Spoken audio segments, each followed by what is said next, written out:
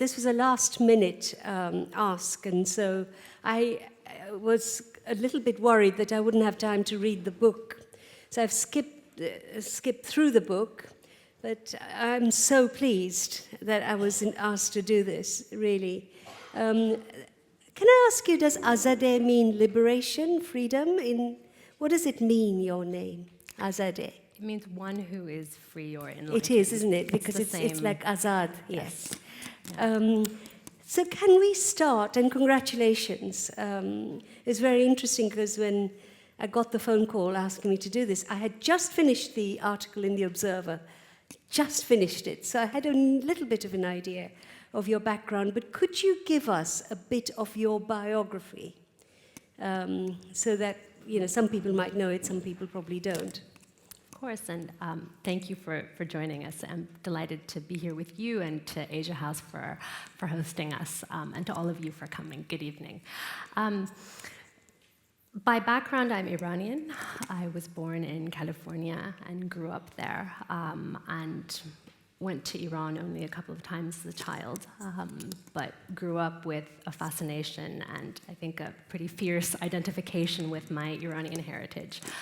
That was partly what propelled me to move to the Middle East as a young reporter. So I started out in the late 1990s. I moved to Egypt to study Arabic and became fascinated with what was unfolding in Iran in the early 2000s, because at a time when much of the Middle East was politically quite stagnant, Iran was very vibrant. So I moved to Iran and reported for Time magazine from there, and then I spent much of the next decade as a reporter throughout the region. I covered the Iraq War. I reported extensively from Lebanon and Syria, and throughout all of those assignments and really that trajectory, I wrote a couple of books of reportage, but I was very interested in the way that political stagnation, instability, and war impacted women and girls and their prospects for challenging discrimination, patriarchal orders, just essentially in their development. So were you there during the Arab Spring? I was unfortunately not, because my children were small. They were timed for a journalistic Middle Eastern reporting career. They were not timed perfectly. And part of what drew me to reporting this story was kind of watching the Arab Spring quite desperately from afar, wishing that I was there, seeing women really at the forefront of a lot of those protest movements and being quite fascinated to see what would come of it all, and then watching it kind of unfold country to country, collapse in some places, and sort of shift to repression or civil war. And it was quite clear that what we were seeing, the kind of initial flashes of ISIS, was emerging out of this specific moment. So by that time, it was possible for me to go and to start traveling back to the region, and that's part of how it started. There was a very interesting thing you said, which I found about your life. You said it could have been me when you were writing about these women. And you said one of the things was, as you were growing up, there was a different kind of myth-making, if you like, this time about the mad ayatollahs of Iran, and that's where the darkness was. And you grew up in a home where there was a lot of kind of blaming the West for some of what was going on. Can you tell us a little about, because I thought that was really interesting.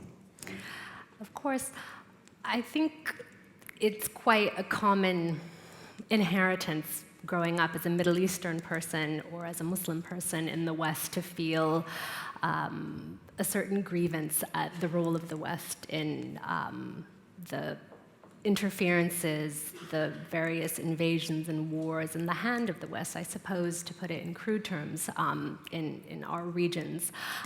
So I think to have a skepticism of the Western narrative around what is motivating its policies is something that I grew up with, of course.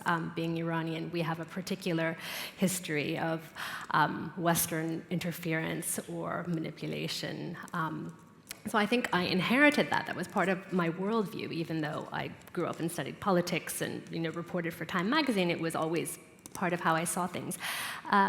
So I wrote that it could have been me because I think that, I describe it, I think in the book as, if you inherit a living room culture of deep skepticism and an identification with the plight of Muslims who are suffering in different places around the world, and you have a sense of, the accountability and the political economy of who is to blame, when you're very young and a teenager and your politics are just awakening and your consciousness to injustice is just awakening, I think you're at a quite fragile moment in life where a lot of these attitudes and beliefs that you've kind of grown up hearing can be very manipulated or preyed upon in a very adept way by groups that wish to exploit it for their own ends. And so when you were talking to these women, did some of those feelings, those memories, did you link up with how they were feeling? Because a lot from what I've read, and I haven't read it for the whole book, there was a combination, and there was a lovely line you wrote. You said, there's a delicate line between conservative home environments and liberal modern Britain. So that was one dynamic. Then the foreign policies was another dynamic. Teenage, youthful passions, which we all had, was another dynamic. Did you find all of that when you were talking to some of the women? I did. I remember sitting in Tunisia with a mother. She was a single mother, and I grew up with a single mother of 4 children. And 2 of her daughters had gone to join ISIS. They were 13 and 15, maybe even 13 and 14 when they were recruited. And she would talk about how she saw them changing. And all of this was kind of at a moment in Tunisia when Tunisia had gone through, of course, its own uprising, and a very authoritarian order had collapsed, and there was a sudden profusion of Islamist activism and a kind of engagement of pious people in public life that had never been possible before. And her daughters were really caught up in that, and she, as she was trying to understand how she could have misunderstood the signs. And then I heard this from so many other parents in London, who said, well, really, we were actually quite relieved because we were afraid that our daughters were growing up, in the ones in the West, losing our culture, not retaining our values. So when they started to dress more modestly or conservatively, when they started spending more time at the mosque, we were relieved because we thought that, they were kind of doing our job for us. The same with the Tunisian mother. So all of that quite resonated with me. The parents who, in the case of, the London parents, were immigrant parents trying to navigate a society that they had to work very hard in, because many of them were working class, and not really prepared, I think, for the challenges of parenting teenagers in the worlds of 21st century London. And because you've said, haven't you, you said you were so interested in the resentments, the motivations, and the desires of the young women and the girls, and particularly the London foursome, if you like. It seemed to me that they were both rebelling against the parents, but also there was a lot of churn in them. Like you said, when we were all young, I grew up in the Empire, and my churn was, I hated the British Empire. And, absolutely. But one of the things that I didn't feel was explored enough, or if it is, please forgive me, because I haven't read it from A to Z,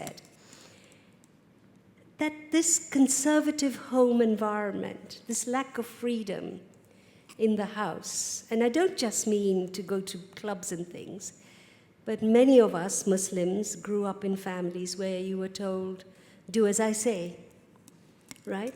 Yeah. You do as I say. You don't sit around the dining table and have arguments with your father, even political arguments. There's this whole culture, isn't there? Obedience. And I wondered if you had explored both the resentment against Western policies and so on is fantastically brought out, and I think the way they were seduced then by manipulators is also brilliant. But was there any exploration of how they felt within their homes?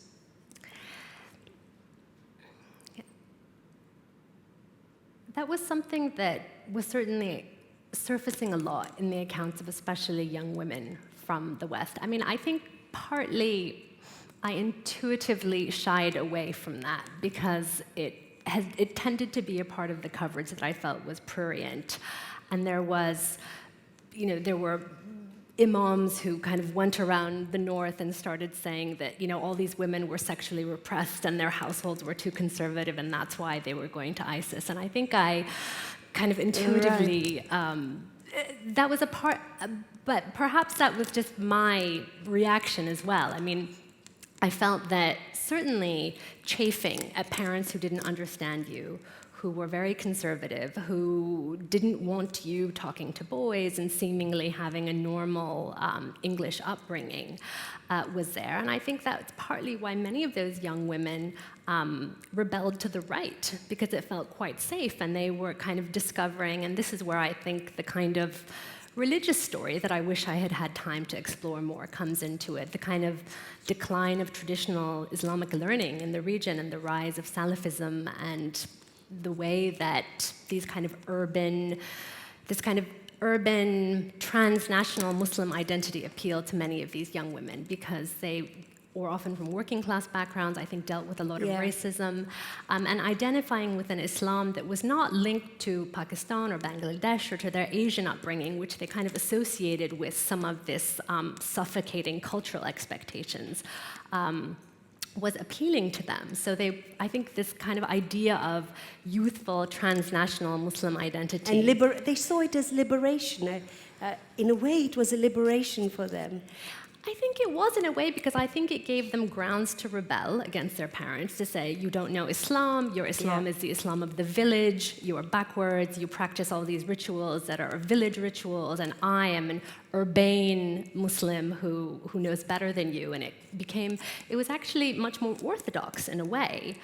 But certainly, I think to kind of find some sort of acceptance as well. I mean, I think it's all sort of riddled with contradictions because it seems kind of perverse to think that they were seeking some kind of empowerment through this. But at the same time, I think many of them, did dress modestly and did cover their hair and felt as though the culture here derided them to have any kind of aspirations of feminism or progressiveness while they were covered. And I think that was a tension that these young women felt, even though they were only 15, 16. And I was fascinated when I was looking at their social media posts and trying to read what they read on Tumblr or what they posted on Twitter right before they left. And much of it was like this, that, I cover and, I kind of picking up on themes that were fashion themes, but they wanted to be covered and viewed as feminists and to be considered as modern, even though they were still quite visibly religious. How interesting.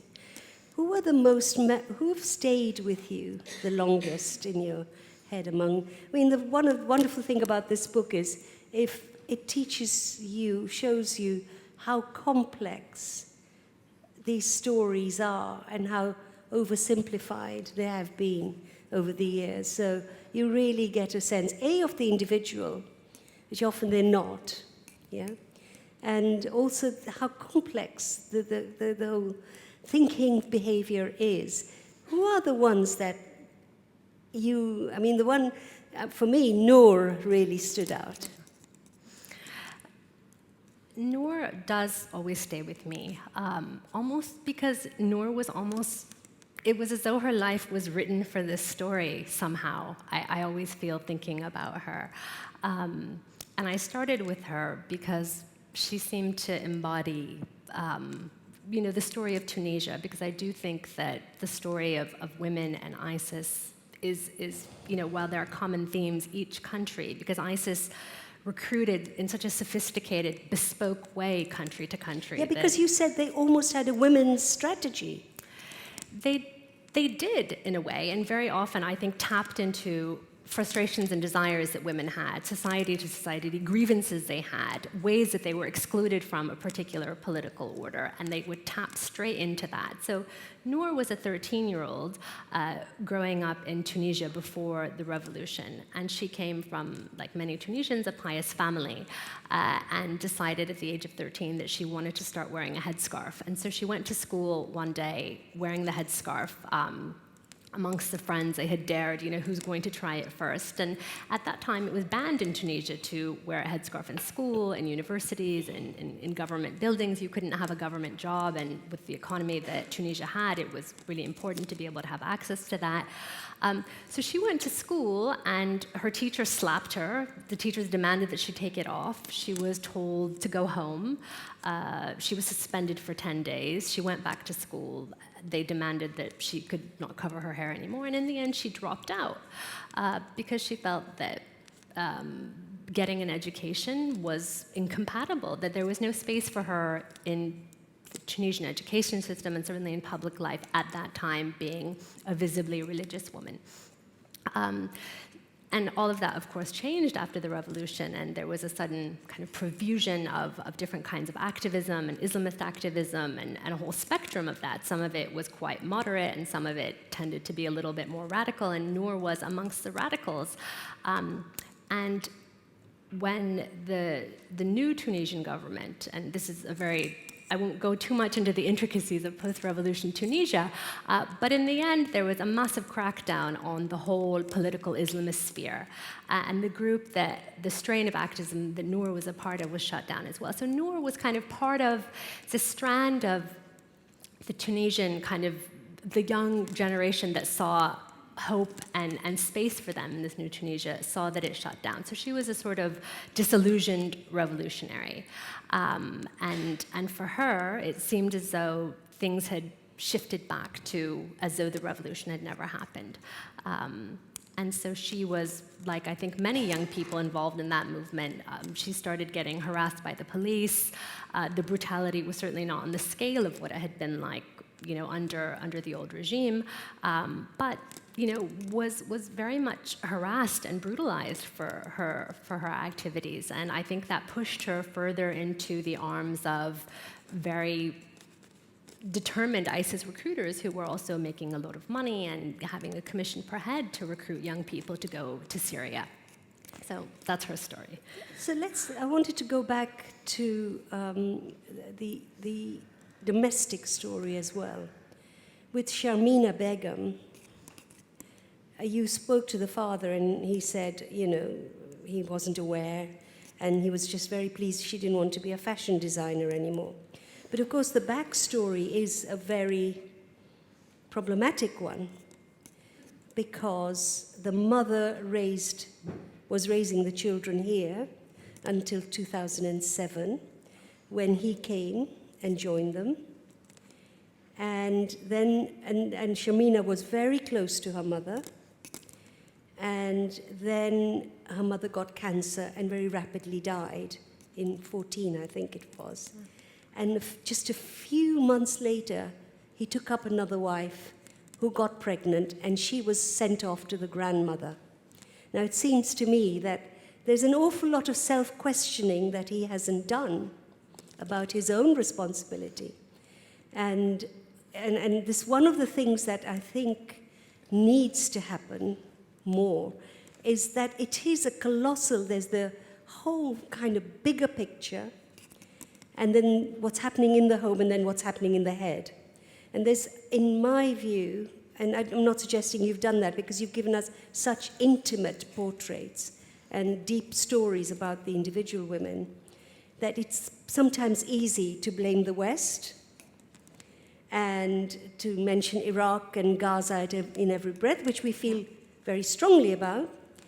And it's almost also easy to talk about Islam in idealistic terms, but I've just finished yesterday a big report, which is titled, and 5 Muslim women, including some academics, have produced this report, which will be published in 2 months' time.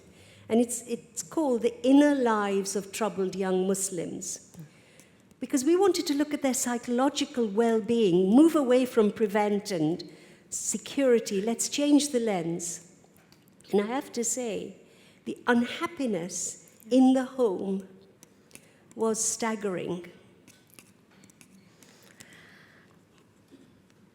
I can imagine, because of so many of the families. I mean, I think a common theme among many of these young women was that there were absent fathers, that there were parents who were. Yeah.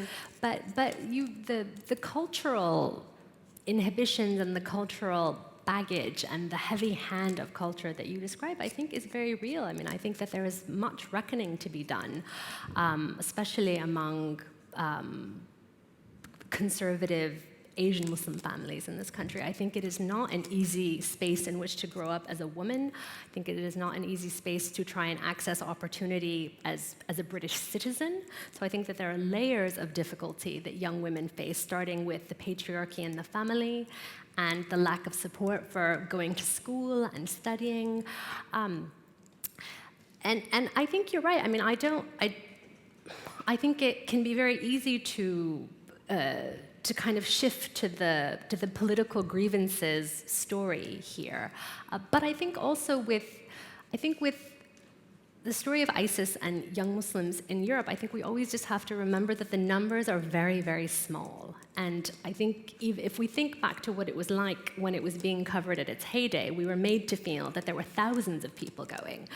And from a security services perspective, of course, everyone who was going had to be dehumanized, and I think the media helped with that very ably.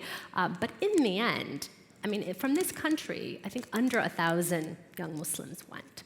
And so while we look at the individual lives of young women to try and understand their motivations, and we see what they say, and there's politics swirled into that, and there's unhappy families swirled into that, I mean, in the end, it's a minuscule fraction, and so it's hard to derive any grand conclusions about it. I think it's when we turn to the Middle East and we see the countries out of which, ISIS emerged from the fracturing of a country, from Iraq and Syria.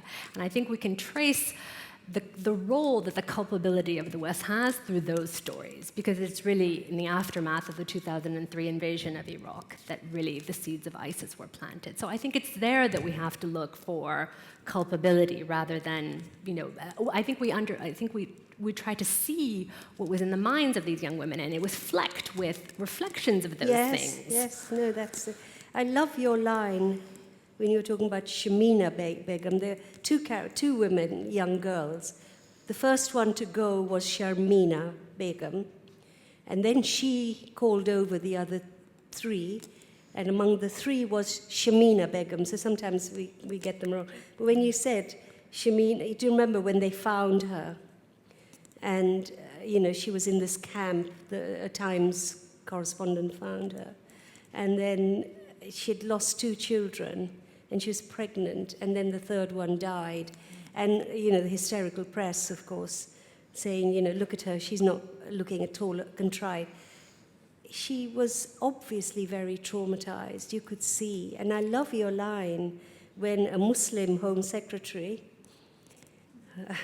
now the Chancellor, he'll go far, decides that she takes away her citizenship. And I love your line that she was excommunicated from Britishness. And that's another layer, isn't it? This whole Britishness test that we all have to pass endlessly. Are you British? Whose cricket team do you support? Are you British? Are you British? And I thought that was so interesting. And I wonder if the 4 British girls talked about how did they identify in any way with this country? I heard a new term that I hadn't heard before in this context, because I've been looking into and trying to understand the Home Office position about citizenship deprivation, as they call it, and I heard the term mono-Brit, which I hadn't heard before. So only a mono-Brit only a mono-Brit cannot have his or her citizenship stripped from them. The young women that I spoke to here, although I focus on a character who was banned from leaving. She had her passport taken away because it was, Yes, that was fascinating, actually, yeah. She was someone that I could meet again and again and have conversations with in a ways that I couldn't with those girls who had left. And I think she certainly did feel British. I think she was so young and confused that there are moments when she didn't. And I think it's kind of some of the stories of trying to understand, all these women in these camps in the northeast of Syria, what should be done with them, and are they still dangerous? The women who fled the ISIS caliphate and are still there. And I think something that comes out is that, identity is so fluid, and there are times when women are very young and they are preyed upon by husbands or manipulated by family or kind of take on very deranged ideas themselves. But then if they have had 3 children and are going through great suffering themselves, they can pivot. It's not a sort of... but she certainly did feel British. And I think She's the one who was very fond of her brother. Yes. And one of the men died. Yes, so her brother died, her cousin died. Yes. They were the ones who were, I think, recruited by this Al-Muhajirun group. And I think for a while she was susceptible and she would go, but she kind of did it to kind of please the brother because he wanted her to be such a good Muslim, and she got validation from the cousin and the family when she was kind of going to these groups. But I think that was so moving. That was such a moving part. Because almost like a play, isn't it? You could put just that story on stage, and maybe people would begin to understand, I think. There's an idea. I think so too. I mean, I think it's through individual stories that this can start to feel human to people. I think we've inherited such a fraught and ugly kind of... And I think ISIS did become a genocidal group that enslaved people, so we cannot shy away from its reality. But I think it's really through individual lives and human stories that we can see why it appealed to women so much. And I think that's why I just dwelled on these characters. Well, one of the couples I've come to know, because as a journalist they've been writing to me and asking for help, is, of course, Jihadi Jack's parents. Yeah. Of course, Jack is white and British, and he is now stuck. And it's very interesting because they're asking the same questions. They're feeling the same stuff. What did we do? Why did he do this? He meant well. He wanted to change the world to make it better.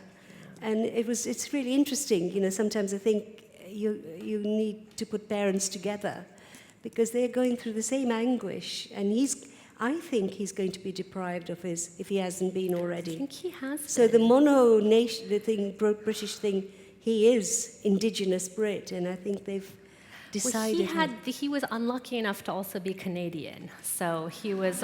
Oh, yes, that's right. So they could give up responsibility. Well, to be anything else, don't mean to impugn Canada in any way. But yes, he was the rare Brit who was white British, would have been a mono-Brit had he not, by chance, had one Canadian parent. And they're still looking for the one they call the White Widow, aren't they? Do you want to do a couple of readings? Would you like to do that? I think to get the language is so beautiful. Whatever. If you don't want to, it'd be nice, I think. Well, I certainly can, but I haven't... Anything, just a bit. Okay. Noor is the...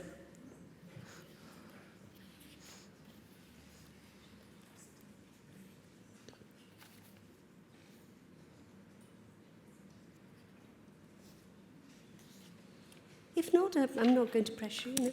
I'll do one paragraph, if you can withstand my... Because it's beautifully written, and I'm not voice. doing it justice. I'd like you to hear it. Okay. Noor didn't consider herself a pearl without a shell or a lollipop without a wrapper or anything other than her 13-year-old self wanting to practice her religion as best as she could. She had listened to a sheikh on YouTube argue why the face veil was obligatory for Muslim women, and after listening a further 4 times, his words played like a ticker tape through her mind. The Quran commanded in the verse Surah Al-Nur, the light, that women not display their beauty and ornaments except for that which is apparent. And is the face apparent? The sheikh argued. Is there anything less apparent than a face?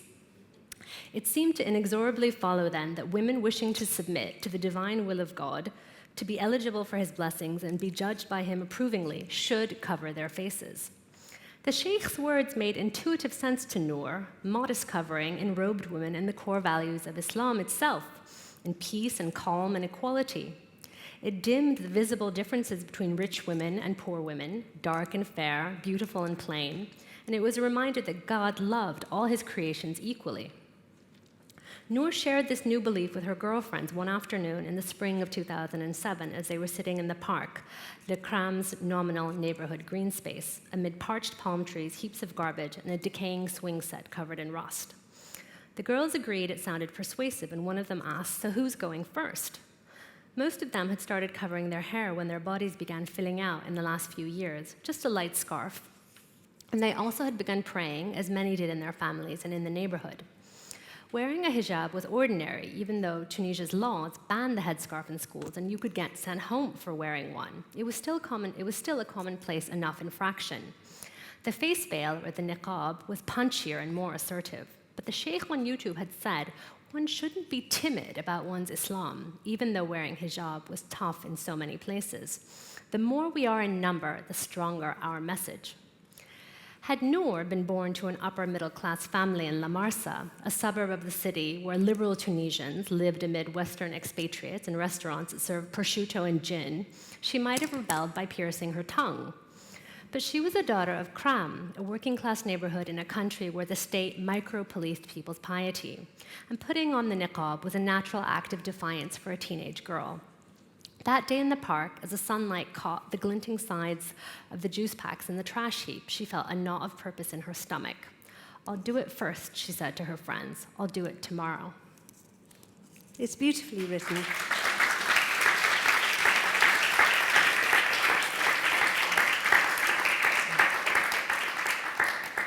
So tell me about these two women. I think you have their picture somewhere.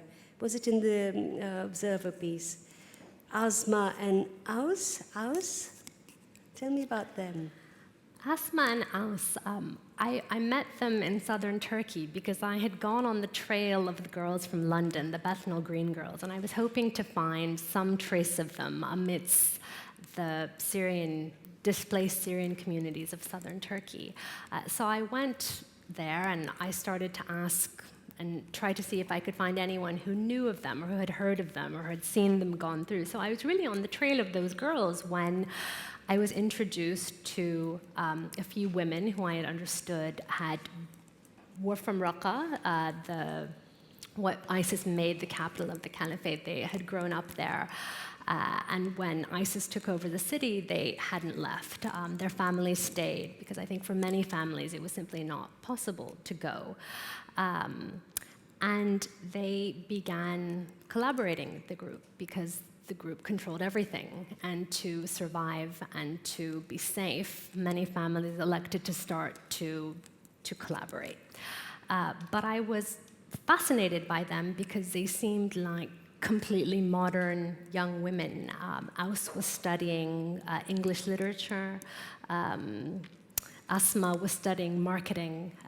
They were so worldly. And I couldn't imagine that these worldly young women had been the women who we would see in the papers covered head to toe in black, and they were in the morality police, the Hizbah force that would go around policing the morals and the comportment and the dress of other women.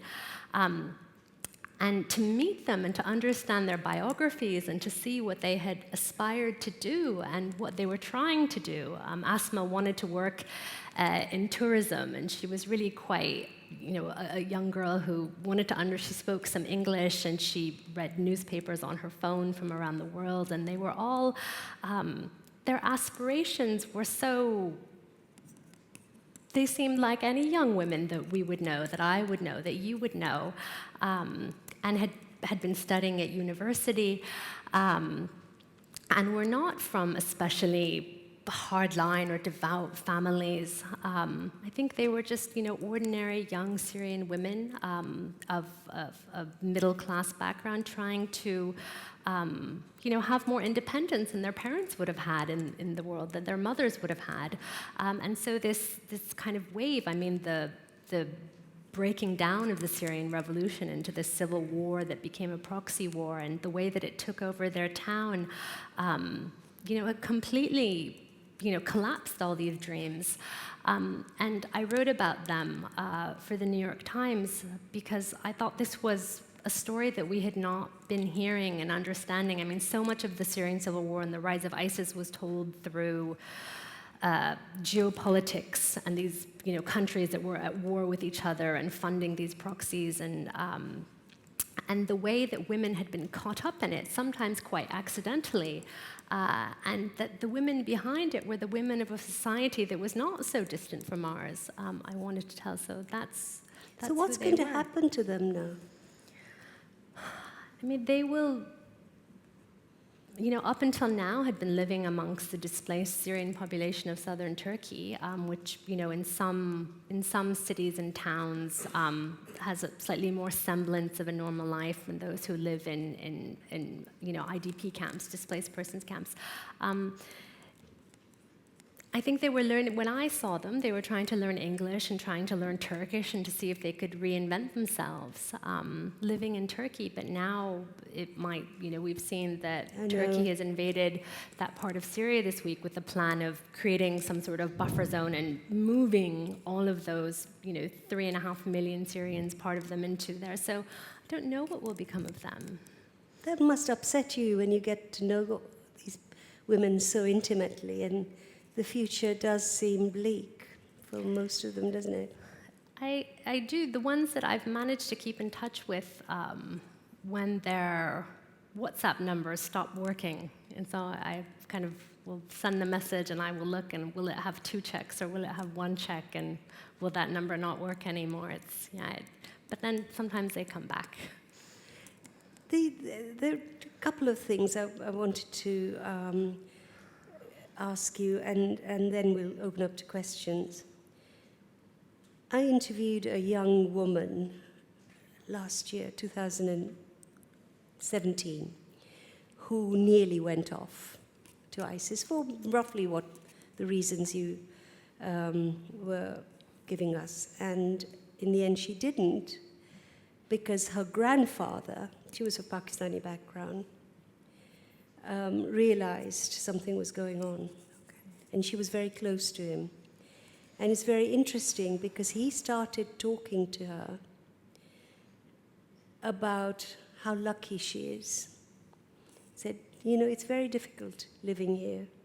Of course it's difficult, but think how lucky you are to be here and not in Iraq and not in Afghanistan. And he was a poet. So he started writing poetry with her. And he was the only one in the family who realized something was going on. And so one of the things I was kind of thinking, so when Shamina Begum was had her citizenship taken away, the response from white Britain, I don't want to put a value word on it, but let's say liberal, fair-minded Britons, they were so shocked and horrified, and they're still fighting the battle against the government for that. So in a way, sometimes I feel that we need the relationship between us migrants, especially Muslims, but not only Muslims, and the West is a very complicated one. And I often go around and work with very angry young Muslims, and I say to them, more Muslims are killed by Muslims today than the West is killing us. So I was wondering if in a way we, and a lot of my Iranian friends at the moment, of course, who are on this protest and standing on pillars, I know some of them, that whether this East-West thing has been one of the problems, that maybe we need to talk about it in a different way, especially for Muslims living in the West, who have very difficult experiences and rejections. They do. I mean, I I come to this story as an American who grew up as an American Muslim, or an Iranian, probably did not feel particularly Muslim when I was growing up, more Iranian. And something that was striking to me was how few young people joined ISIS from the US, and trying to understand why that was. And I think the East-West history is fraught, but I think for European Muslims who come from former parts of the empire and who tend to be racially discriminated against, who face institutional racism country to country, France, Germany, I think much worse than here. This is, so much of the resentment is simply, I think, often against these circumstances, these limits. The simple, BBC CV test, where if your name is Muhammad and you have the same CV versus an Adam, Adam will get 12 callbacks and Muhammad will get 2. I think it's chafing against this ceiling of opportunity, which has a lot to do with education and poverty, but the whole East-West history and the resentments are then cast onto it.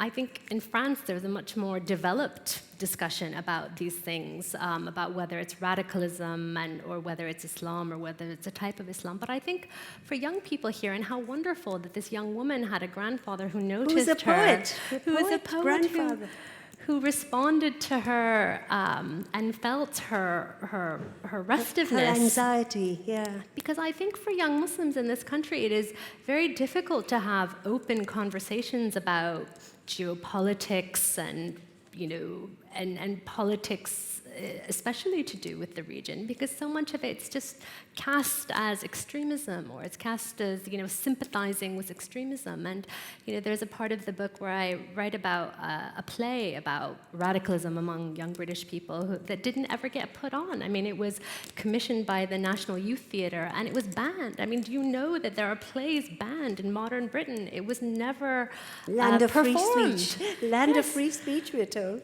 So I think the inhibition of those conversations is part of the pressure that builds on young people. Did they talk about sexuality? Because one of the things that Shazia Mirza, do you know who Shazia is? She was the first stand-up Muslim comedy, whatever they're called. What are they called? Stand-up. And her last show was very, very touching indeed, and very shocking. Quite a lot of Muslims go to her shows, which is great. And she said, do you want to know why those girls went away? Do you really want to know? They went for sex. They were looking for their Tom Cruises over there, these hairy warriors that they saw. And I thought it was only partly funny, And then there's a whole story of, I did an article last year on men and boys in forced marriages in this country. A huge number of them are forced into marriages, particularly if the family senses that they're gay. Yeah. Yeah? And at least 3 of them have gone off to join ISIS. So the whole sort of sexuality and intimacy and choice thing is very interesting. I was just mentioning it because Shazia covered it. So it wasn't the only reason she was giving. She started with that. But she said, they live in these very, very liberal societies where every minute of every day the images are all about sex. And then they have to kind of manage that. I think managing that is torturous and a key part of the identity agonies and difficulties of that generation.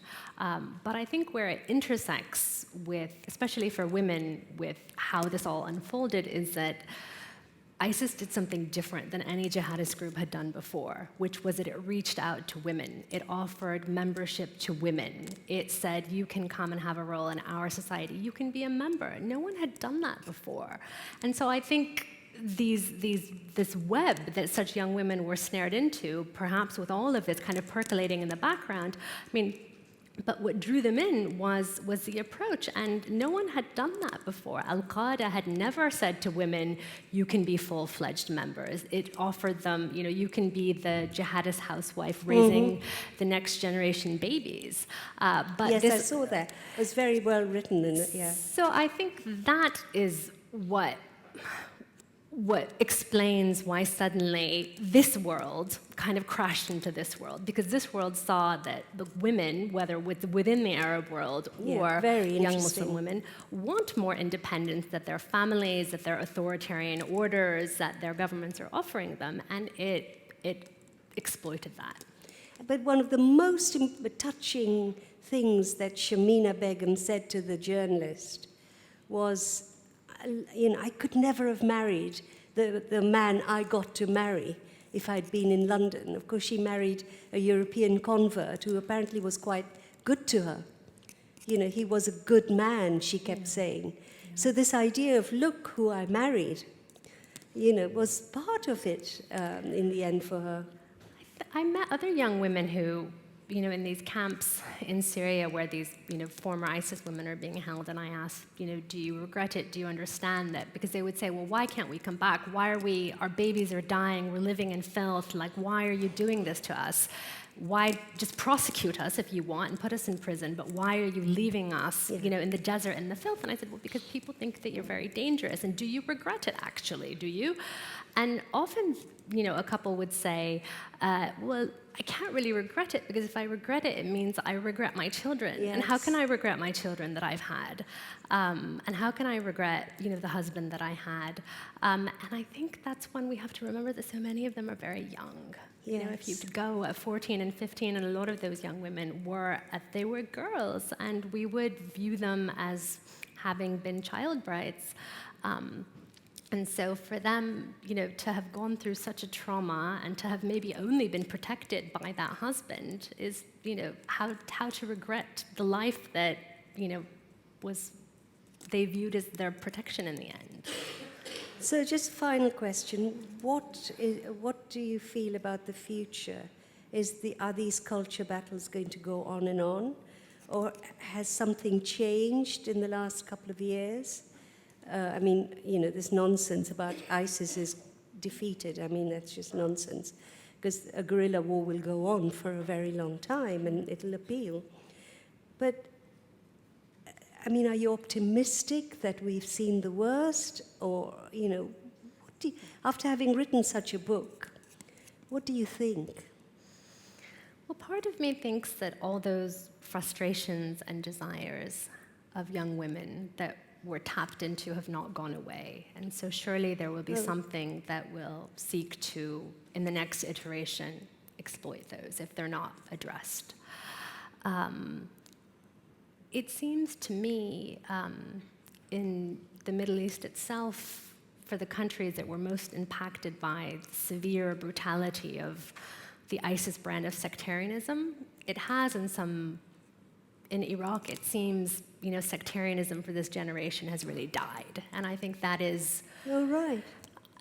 That is my understanding, and that is, to some extent, my experience. I think, in a strange way, the diaspora communities of these Arab countries retains this sectarianism more than the countries that were most severely impacted by them. And I mean amongst ordinary people, not amongst the kind of political establishments and ruling cliques.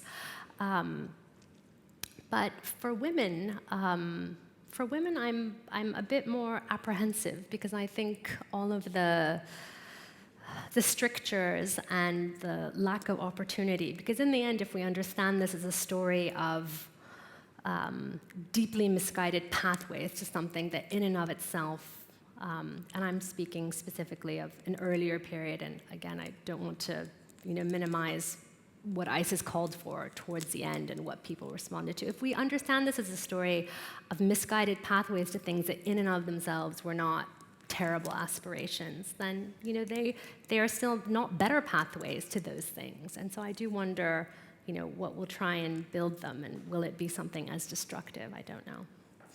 Thank you. Thank you very much indeed. Thank you.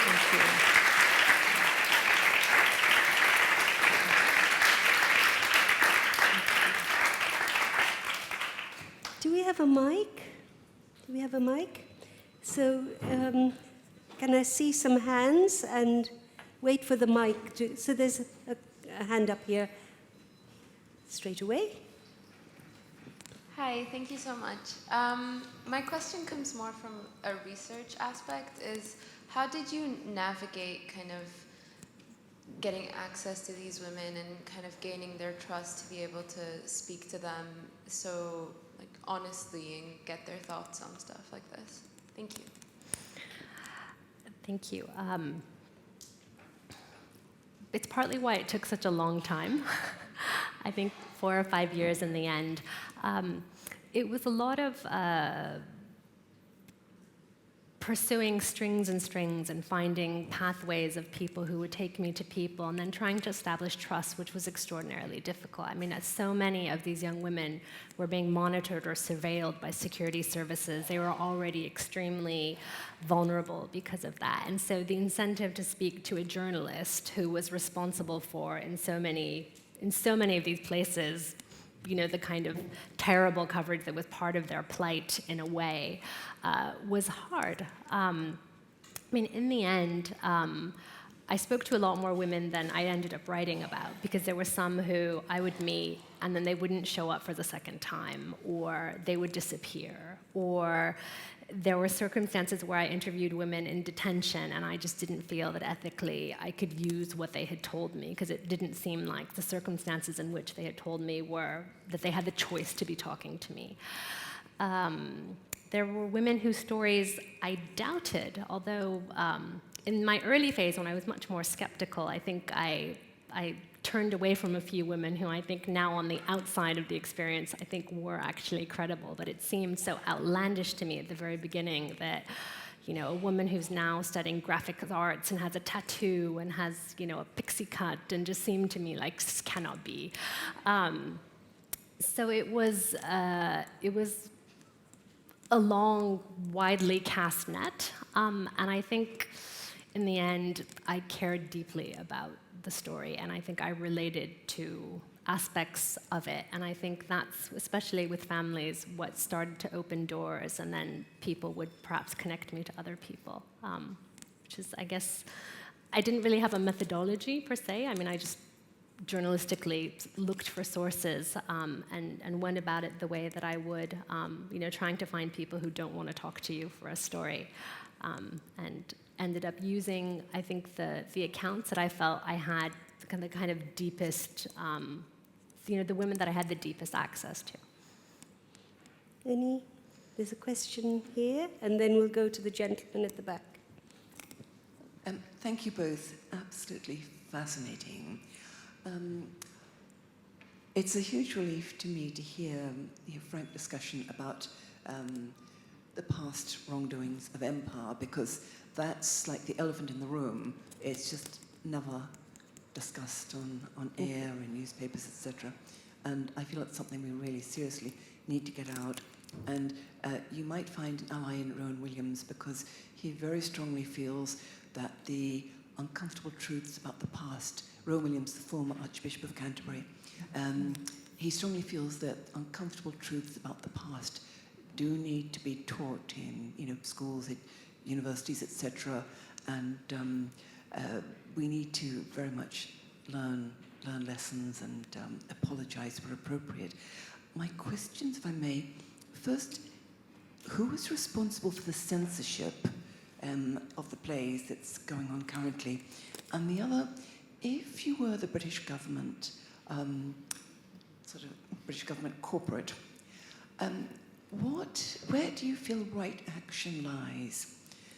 As an Irish woman, I'm very conscious of the sins of empire. I'm also conscious we cannot turn the clock back. So if you were sort of British government PLC, what might be the right way forward that would be just move the narrative forward? Now think not like Boris Johnson when you're answering this question. Think of another more enlightened Prime Minister when you're answering this question. Okay? Fortunately, that comes with some ease.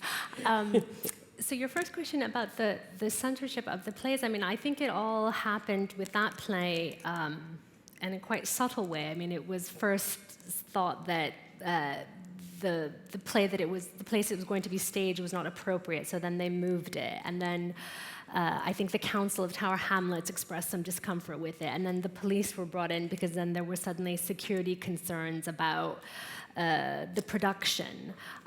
So it kind of came from different quarters, and I think institutionally it got blamed on, is it the council, is it Tower Hamlets, is it the police? And then in the end, the National Youth Theatre pulled it. So it seemed as though everyone was uncomfortable with it and sort of conspired to administratively kind of cast the blame on the other parties. Was it about terrorism? It was about the radicalization of British Muslims, and there was, it was an all high school youth performance, and so it was actual, student performers, and, I think there were very uncomfortable truths. I mean, you can order it on Amazon, you can read the play, it's published, but it's never been performed. And, I mean, you can kind of see if you're charged with counterterrorism in that time, I guess you can't do counterterrorism and humanize your enemy, I guess. So I understand that. So you're Prime Minister now? Well, I've actually spent the last couple of months trying to understand the policies of all European governments around this issue, because it's a big problem, and especially now that it's all going to go to chaos in Syria and all these people might go free. I think that it's clearly a political electoral concern, because no government, whether it's French, German, or the British current cabinet, wants to be responsible for having repatriated people from Syria who then launch some sort of terror attack. I think that is viewed as politically just impossible. So I think it's chiefly that there's not necessarily a security calculation, because I think some of the security people have different views, and they think that, from a security's perspective, if they're brought back and go through a criminal justice process and they're watched, it's probably safer. But I think, at this moment, politics overrides everything. There was a gentleman there, right in the back, and then we'll go to the young lady there, and then we'll come to you. Remind me that order. You spoke to the ladies who said they had no regrets because of the children they had and the husbands they married. Do they have any regrets over their actions? And secondarily, do the ladies think they would be allowed to come home with no strings attached? Do they expect to be assimilated back into society, or some form of process before that happens? I think there was a spectrum. I think there were some women who were quite aware that they had been a part of something that became, and these were the slightly older, more mature ones, I think, women in their late 20s. I think they were aware enough to understand that even if they hadn't done something, they had been a part of something that had been genocidal, and that there would be implications for them. I think they understood that. I think some of the quite younger ones were a bit stroppy, and, well, I didn't do anything. Why should I just stayed at home and I just cooked, and thought that they should be prosecuted for what they didn't do, which was what they thought, so they had a very kind of narrow and naive understanding about their accountability for the wider thing. Although,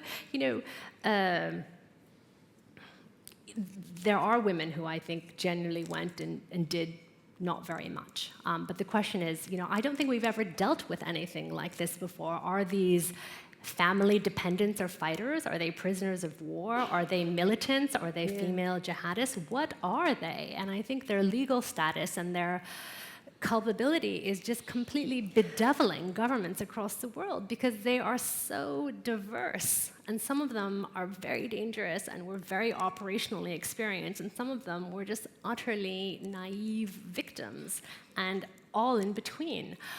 So I think their attitudes about their accountability are in between as well.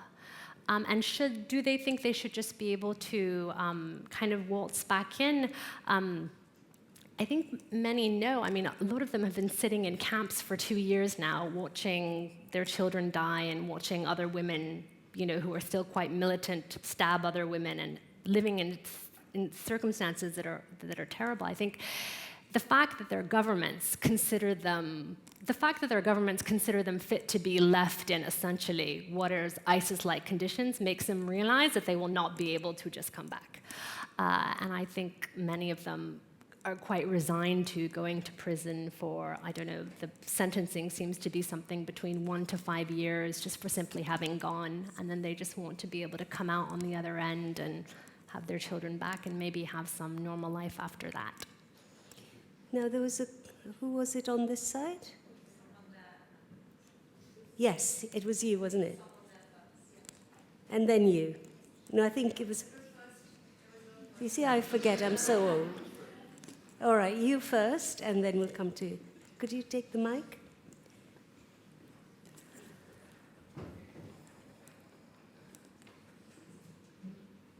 There. Hi, and thank you. It's really fascinating. And I'm so interested in what you were saying about the cultural difference and the education gap between some of these women and their parents. I'm British Bangladeshi from a very working class family, and I felt very strongly, even when I was 14, I noticed and was aware of the education gap between me and my parents. And I just wondered if even the teenagers felt that and how much that impacted their decisions.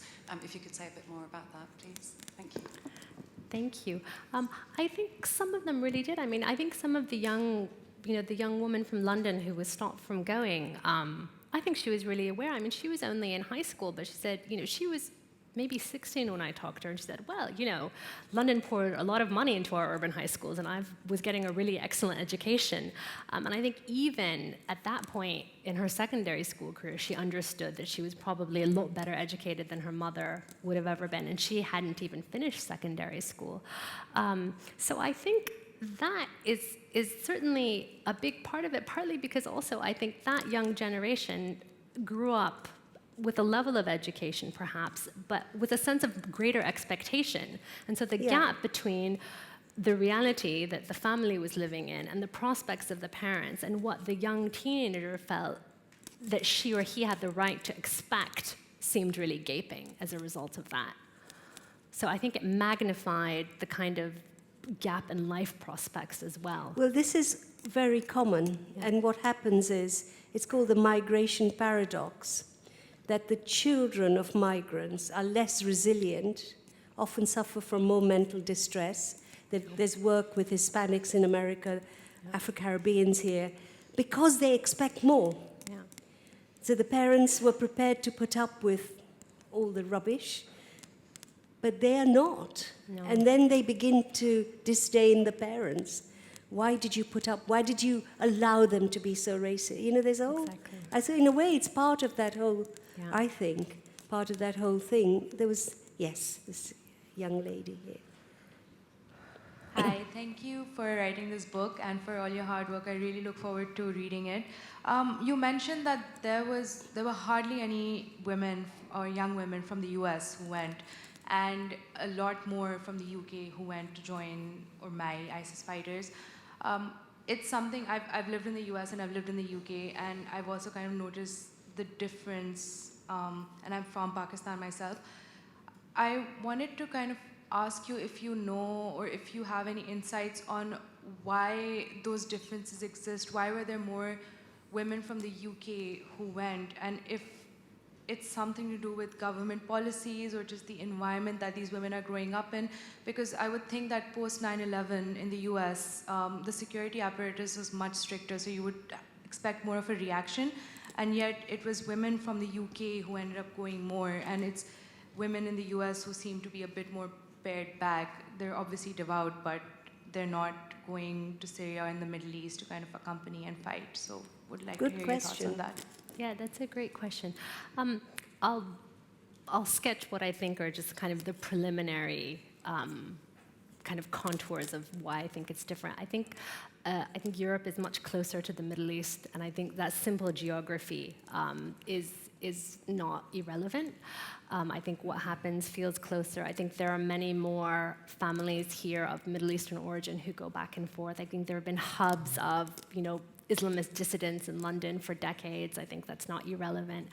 But I think that also the pattern of Muslim immigration to Europe and the United States has been very different. So Muslims in the US are quite geographically dispersed. There's not sort of the Parisian banlieues, there's not, these towns in the north where there's a very high, kind of clumping of immigrants who are also, very much struggling with work and circumstances. So it's much more diffuse.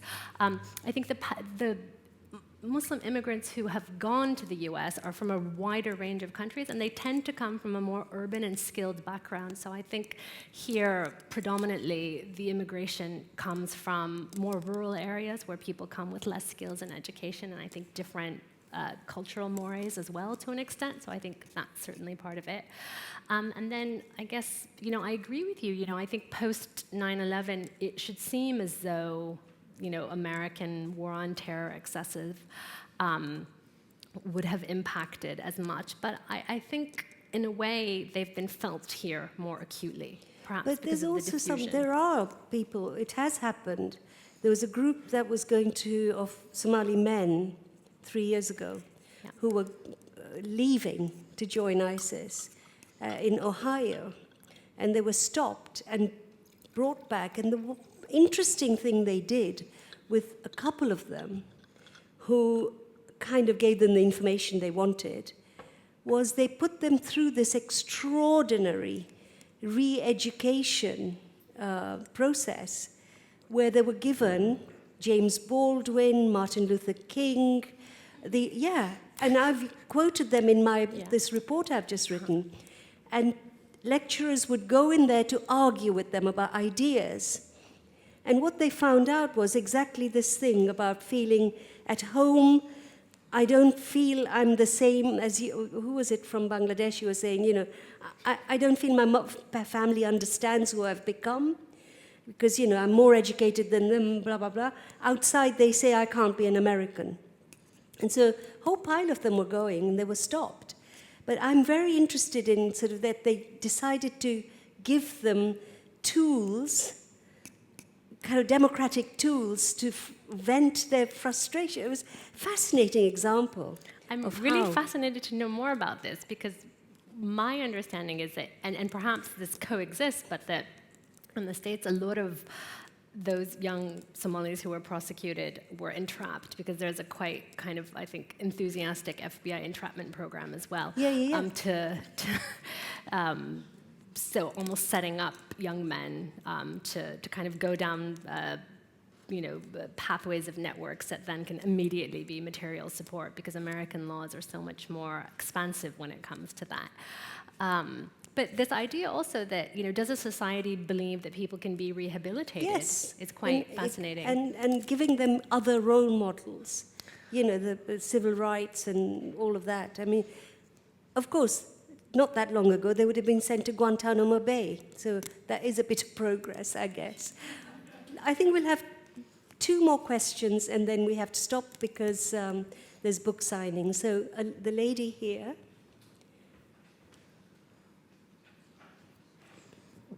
I was very interested in what you were just saying about the re-education program and how their ideas were challenged. And I'm just wondering whether that has anything to do with, it seems to me, that freedom of speech is greater in the States. You can say controversial things more readily than you can here. I might be mistaken. But it seems to me that if you can't express ideas which are not generally accepted, you can't change them.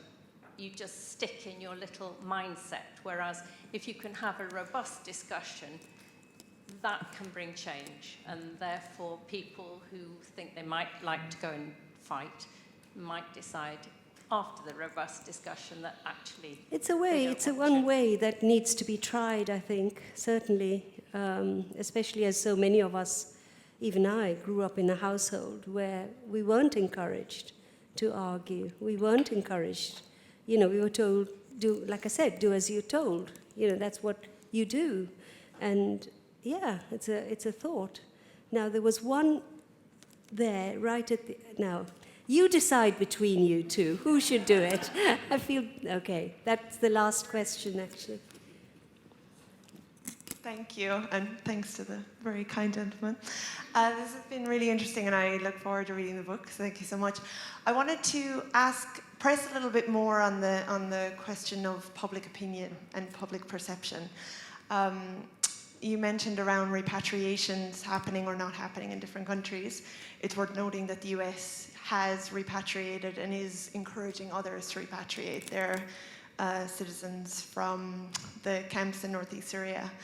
And European countries, by and large, have quite different approaches. Some that have been mentioned, including France and Germany, are slow to repatriate, but have started with orphans as a kind of test case on this public opinion spectrum, I guess. And the UK has been notably poor, if not the most hardline in Europe, about taking steps to repatriate and using logistical concerns as a so-called barrier to doing so, when in fact we're seeing journalists walking in and out of the camps.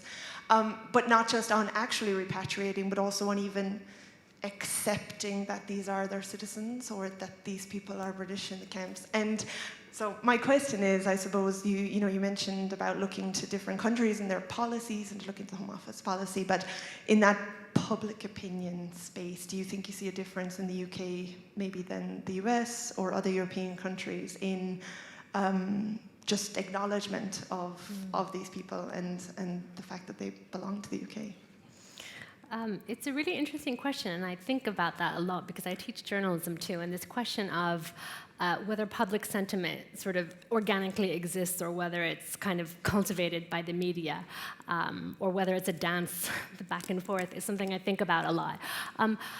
I think public opinion can move on this, and we've seen it move in other European countries. I think notably Belgium. I think France is still quite adamant. Netherlands is accepting a lot more, aren't they? I think countries start to accept orphans, and people are exposed to the idea and realize that there are quite vulnerable people, and this kind of big, monolithic, scary idea of the ISIS returnee gets chipped at through experience. I think public opinion does seem to shift. But it seems like, as with here in the UK, when the government takes an extremely hard line, and not even orphans can be brought back, and the media continues to play its, sensationalist tabloidy role in which, no one can be rehumanized, it doesn't seem to shift. But I think it's quite interesting to me how it seems to be a very conscious decision. I was in Washington speaking to people in government, and they spoke about it so dispassionately. Like, we had to dehumanize everyone so more people wouldn't go, and now we have to rehumanize everyone again so that we can allow those who need to be brought back. So I think it can be quite as mechanical as that, in that these very powerful state bodies, if they make a decision, can start to, through their practices that will be then reflected in the media, shift. I mean, I wrote a piece for the New York Times about this camp where there are so many children being held, thousands of children, and I got such an outpouring of reaction to that. So I think it's malleable, but I think that the government policy has to budge a little bit. Now, whether that's through the court system or through orphans or through whatever the incremental step is, I think it can, but it has to start with the government, essentially. They should look at Rwanda. They should actually go and look at what Rwanda has done. Rwanda has reintegrated all those boys and men into society, and the women did it. And it's such an example. You remember the massacres, you remember what happened, and it's extraordinary what they've done. And I wish the West would sometimes look elsewhere on how to learn, really, to rehumanize. Can we thank the wonderful...